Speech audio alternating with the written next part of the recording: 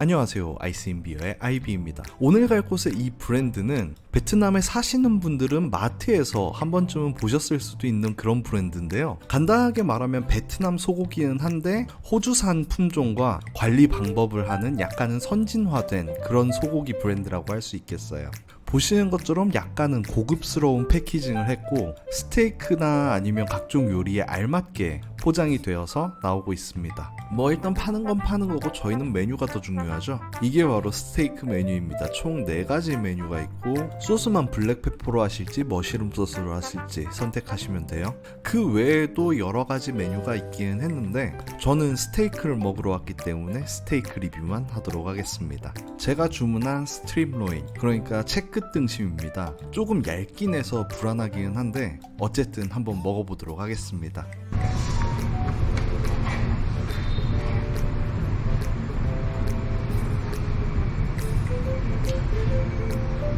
굽기도 상당히 만족스럽게 잘 나왔고 맛도 그렇게 나쁘지는 않았습니다. 제가 항상 말씀드리는 얘기지만 베트남은 소고기가 맛이 없다 말씀드리는데 베트남 같은 경우에도 제대로 된 품종을 제대로 된 방법으로 키우면 충분히 맛있거든요. 이 집 같은 경우에는 호주 업체로부터 노하우를 전수받아서 소고기를 키우기 때문에 일반적인 다른 업체들보다는 확실히 소고기가 맛있는 편인 것 같기는 해요. 근데 여기서 문제가 약간 있었는데요. 제가 스테이크에 약간 까다로운 편이라 그럴 수도 있는데 이 스테이크에서 약간의 잡맛 같은 게 느껴졌습니다. 채끝 등심 같은 경우엔 육향이 강한 부위이기 때문에 육향이라고도 볼 수도 있겠지만 제가 봤을 땐 이건 잡내가 맞는 것 같아요. 그리고 고기가 좀 얇은 것도 불만입니다. 좀 잘 모아서 두껍게 만든 다음 익히면 이거보다 훨씬 나았을 것 같은데 너무 이걸 펼쳐서 구워놔서 뭔가 좀 부족한 느낌이 들어요. 그리고 이 스테이크 윗부분을 잘 보시면 느껴지실 텐데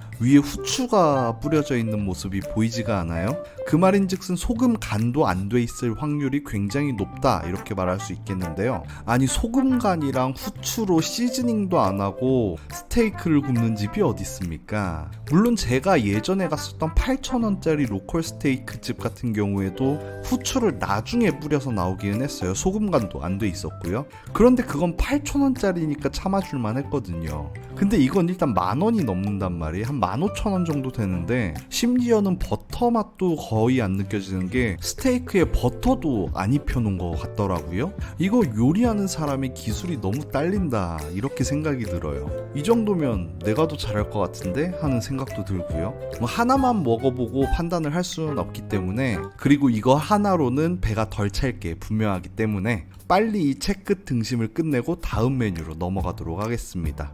다음 메뉴는 리바이 스테이크, 꽃등심 스테이크입니다. 이거는 아까보다 더 심해요. 후추도 당연히 많이 없고 격자 모양의 그릴의 흔적도 굉장히 약한데 그 말인즉슨 마이야르 반응이 제대로 일어나지 않았다 라고 할 수 있겠죠. 근데 이걸 이렇게 먹으면서 어이가 없는 게 맛은 있어요. 소고기니까 맛이 있는 게 아니라 이 집 소고기의 질이 나쁘지 않다는 뜻이에요.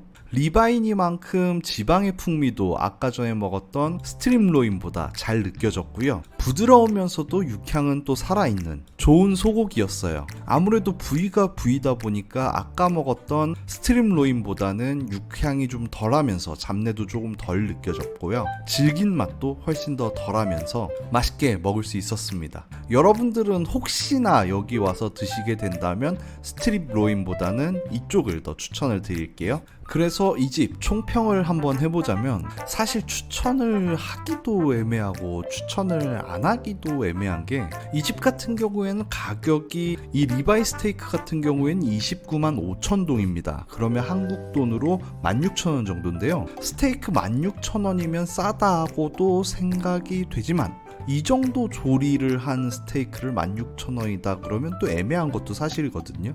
스트림로인 같은 경우에도 14,000원으로 비슷한 가격이기도 하고요.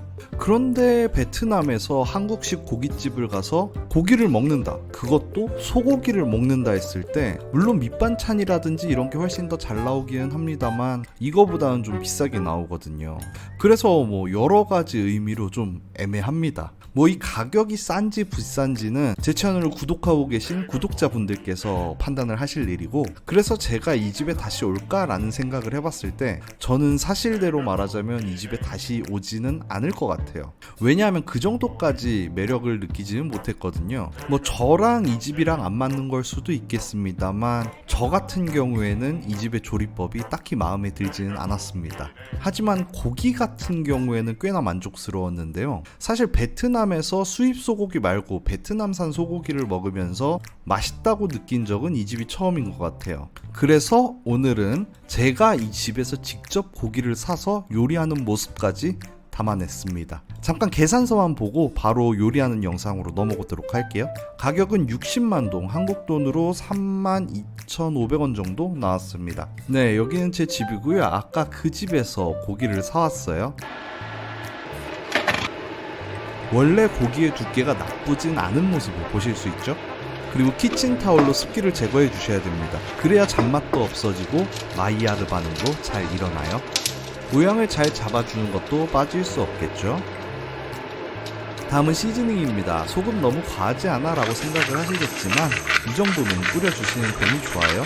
걱정이 되신다면 좀 줄여주셔도 괜찮습니다. 향을 잡아주기 위해서 로즈마리도 넣어주고요. 생 로즈마리면 더 좋지만 없으니까.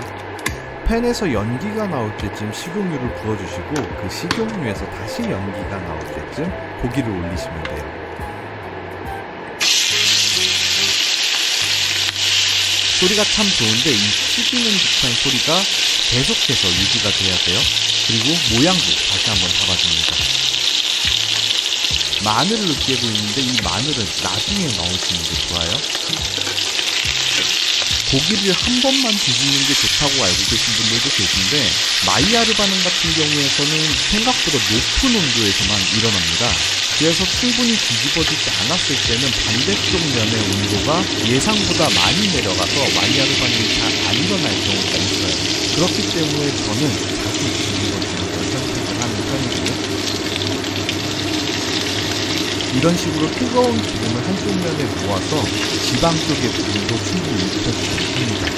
벌써부터 마이야르가 일어나는 모습이 보이네요.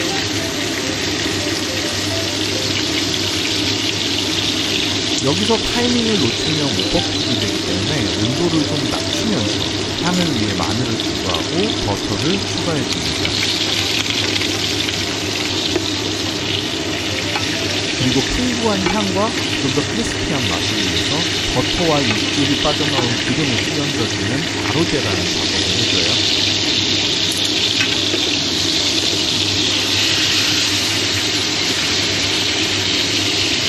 다음은 한번 썰어보겠습니다. 과연 어느 정도로 나왔을지 두근두근해지는데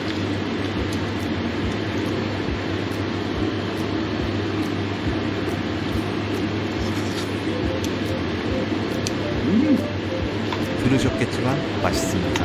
접시에 옮겨 담아주고 먼저 만들어둔 사이드 메뉴도 올려줍니다. 저는 마카로니에 치즈를 먼저 만들어뒀어요.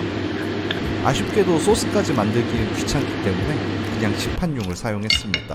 그리고 이것만 먹기는 좀 아쉽기 때문에 네, 술이 있어줘야겠죠. 얼음도 넣어주고 간단한 칵테일을 제조해줍니다.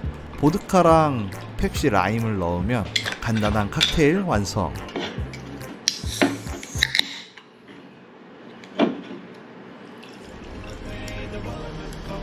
맛은 뭐 말할 필요도 없겠죠. 이 집은 고기 맛이 나쁘지 않은 편이니까요.